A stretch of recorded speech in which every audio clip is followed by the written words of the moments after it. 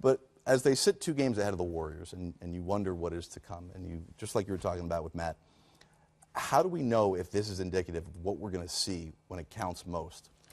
I think when we get to that moment, Jerry, because we can sit here and talk about it all night and all day, but until we see the Houston Rockets, let's call it what it is, the Houston Rockets are fighting for the home court advantage. So you're saying to yourself, do the Golden State Warriors rip still games 1 and 2, one of those games, or is it really about game 7 and why you fight so hard to have the best record for home court? And I think Houston, they need to get home court advantage in order to beat the Golden State Warriors. If they don't get home court advantage, I don't think they can beat them. But for them, definitely when the playoffs comes, the game slows down. It's more of a half-court game. It's more of a possession game.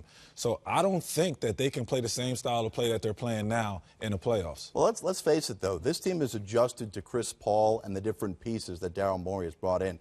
They're playing more ISO basketball than any other team in basketball, and it's not even close. We think of, 7 seconds or less. That's not happening here. They are shooting a lot of threes, but, what about this team, though, concerns you? Other than what you know about them in the past, why can't this just translate? For me, I mean, it's that they don't have a guy on their team that been to the promised land already, that sipped the champagne.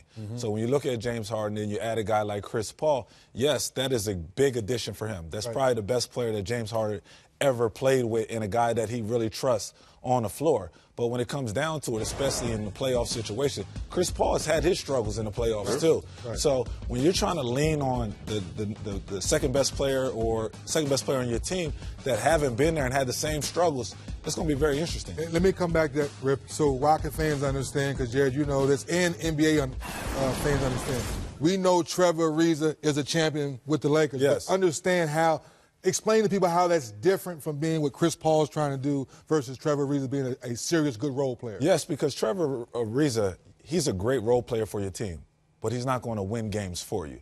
The ball's going to be in either James Harden's hand majority of the time or Chris Paul. Them 2 guys, like we talked about before, the style of play that they play is ISO ball. So when you're playing ISO ball, it all depends on the guy that has the ball in his hand and what type of play is he going to make. So a lot of times when they get their struggle, especially James Harden in the playoffs last year, he goes to the basket and the refs are not calling the same calls he was getting in the regular season. So that kind of messes with him in the head, because the calls that he was getting in the regular season he's now not getting. So now he's not getting to the free throw line 10 times a game. And you heard Brent Barry and David Griffin the last couple nights talk about this on Game Time with Matt Weiner.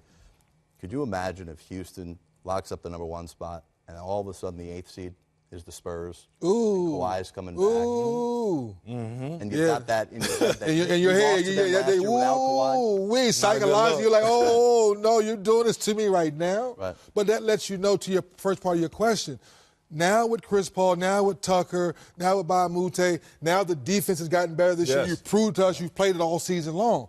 Now, Game 7, let's call it what it is again. Game 7, are you still having that confidence to play the same way, to your point? And James Harden don't want to play against the best on-the-ball defender in the NBA. I know when I played, like, we were always one of the best teams in the East, and I knew that if we wanted to win the championship one year when the Spurs were so great, I had to play against Bruce Bowen.